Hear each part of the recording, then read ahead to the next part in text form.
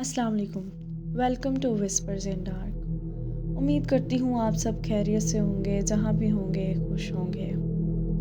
अगर आप ये स्टोरी रात के वक्त सुन रहे हैं, आपको डर लगता है, तो आयतल कुर्सी पढ़ लीजिए। अगर आप अपने साथ पेश आने वाले वाक़यात को हमारे साथ शेयर करना चाहते हैं, तो डिस्क्रिप्शन पे दिए गए लिंक से आप हमारे साथ शेयर कर सकते हैं। तो चलते हैं आज की स्टोरी की तरफ। अस्सलाम वालेकुम। मेरा नाम हामिद है। मैं लाहौर में रहता हूँ। मैं एक पुराने इलाके में रहता हूँ जहाँ तंग गलियाँ और रात के वक्त अजीब सी खामोशी होती है। लोग कहते हैं पुराने शहरों की दीवारों में आवाज़ें कैद होती हैं। मैं पहले इन पर हंसता था, लेकिन अब नहीं हंसता। ये बात पिछले साल की है। बारिश हो रही थी, हल्की हल्की, और मैं ऑफिस से लेट आ रहा था।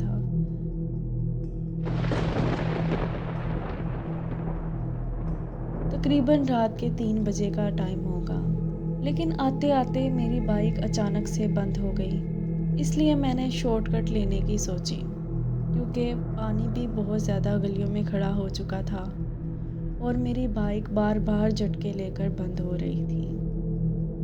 जिस गली से मैंने जाना था वो गली काफ़ी पुरानी थी।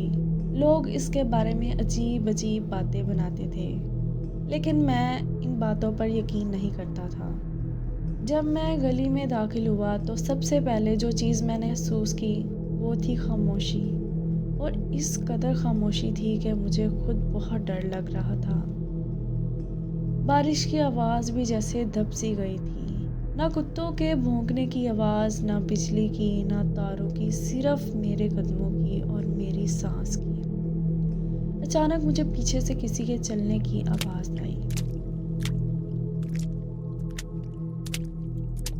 मैं रुका, आवाज़ भी रुक गई।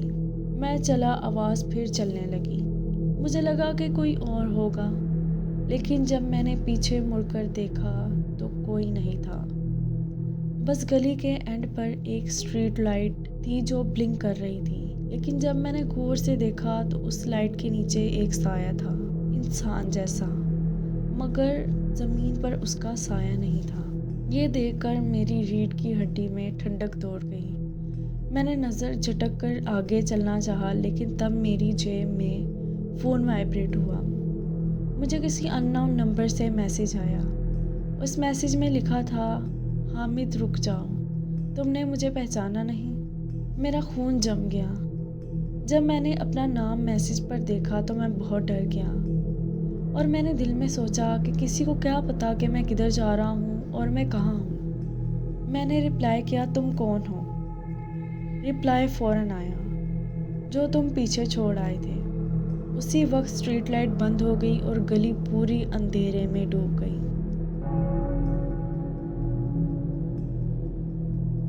मुझे लगा जैसे कोई मेरे कान के बिल्कुल करीब फूंक रहा हो। वो फूंक बिल्कुल सर्द थी, बहुत ज़्यादा सर्द। मैंने जब ये महसूस किया तो मैं भागा, इतना ज़्यादा भागा, और जब मैं घर पहुंचा तो मेरी सांस ऊपर नीचे हो गई थी। मैंने फ़ौरन दरवाज़ा खोला और कुंडी लगाई और ज़मीन पर बैठ गया। मैं बारिश से भी भीगा हुआ था, लेकिन मुझे ठंडे पसीने आ रहे थे। लेकिन फिर फ़ोन वाइब्रेट हुआ। इस दफ़ा वॉइस नोट था। मैंने सुनने की हिम्मत नहीं की, लेकिन फिर भी प्ले कर दिया। आवाज़ मेरी ही थी, बिल्कुल मेरे जैसी। वॉइस नोट में वो जो कोई भी था, वो ये कह रहा था, मैंने तुमसे कहा था उस रात को वापस मत आना। मेरी सांस रुक गई। उस रात मैं सोया नहीं और मैंने ये सारी रात बेचैनी में काटी। लेकिन जब सुबह हुई तो मुझे थोड़ा सा सुकून मिला, और मैंने ये बात अपने दोस्त अदील को बताई। उसका चेहरा सुनकर पीला हो गया। उसने कहा, हामिद, तुम्हें याद है 3 साल पहले उसी गली में जो एक्सीडेंट हुआ था? मुझे याद आ गया। एक लड़का मेरी ही एज का था, बाइक के नीचे आकर मर गया था। अदील ने धीमी सी आवाज़ में कहा, लोग बताते हैं कि अक्सर उसका साया रात को काफ़ी लोगों को नज़र आता है। गला सूख गया। उसका नाम जब मैंने पूछा, अदील ने मेरी आंखों में देखा और कहा कि उसका नाम हामिद था। उसी वक्त मेरा फ़ोन पर लास्ट मैसेज आया कि अब समझे। पर मुझे समझ नहीं आ रहा था कि वो मेरे बारे में इतना सब कुछ कैसे जानता है। وہ دن تو گزر گیا لیکن اس کے بعد مجھے کوئی میسیج نہیں آیا۔ میں نہیں جانتا کہ وہ بات سچ تھی یا کوئی اس کے نام کا غلط استعمال کر رہا تھا یا پھر وہ لوگوں کو ٹریپ کرنا چاہتا تھا۔ لیکن اللہ کا شکر ہے کہ اس کے بعد میرے ساتھ کچھ بھی ایسا عجیب واقعہ نہیں ہوا اور نہ ہی مجھے کچھ غلط محسوس ہوا۔